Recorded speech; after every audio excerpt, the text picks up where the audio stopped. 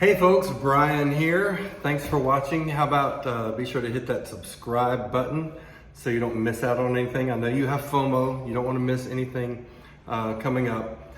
So normally I'm on here and I'm just ranting and rambling and whatever. But today I don't want to do that. Today I want to just share something very brief. And I pray that I share it with the same grace and humility with which it was shared with me. And I pray that you would prayerfully consider what I share.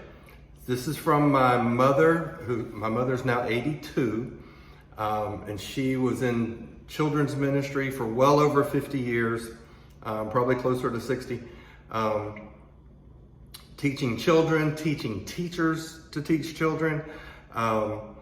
And this is something she wrote back probably around 1997, probably 98. She was the children's pastor at our church, and she wrote this. It's called Insights on Halloween.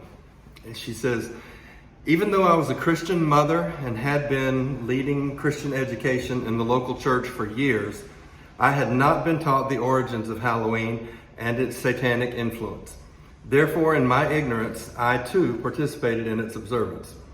Then one day a Christian friend from out of town stopped by our house, which was decorated with an innocent jack-o'-lantern and a friendly ghost. She explained in a loving and non-judgmental way that what I was doing and allowing our children to do was wrong in the eyes of God. After listening and doing extensive studying, I had to repent before God and my children and ask forgiveness. We chose as a family not to play or have fun with things that represent fear and evil. By observing Halloween just in fun and by what we may think are innocent actions, such as wearing good or cute costumes, trick-or-treating to just a few neighbors, or displaying a friendly ghost or a happy-faced jack-o'-lantern, we are not answering God's call to, quote, come out from among them and be separate, 2 Corinthians 6:17. One pastor said, we cannot take that which is consecrated to devils, cleanse it, and make it respectable in God's eyes. We need to explain to our children that Jesus' love for them is so special and precious, and that imitating evil practices is not pleasing to Jesus. Why do we as Christian parents think we are depriving our children of fun if we don't allow them to participate in a celebration that is pleasing to Satan? Even if a child objects and still wants to dress up and go trick-or-treating because, quote, everyone else is doing it, Christian parents still have the responsibility to make parental decisions and to, quote, train up a child in the way he should go, and when he is old, he will not depart from it, Proverbs 22:6. If we give in to peer pressure and allow our children to go along with the crowd, we teach them to compromise. Compromise starts when they are kids, then carries on to their teen years, and then into their adult life. Sean Sellers, who is on death row for murdering his parents to please Satan, has become a sold-out to Jesus, born-again believer.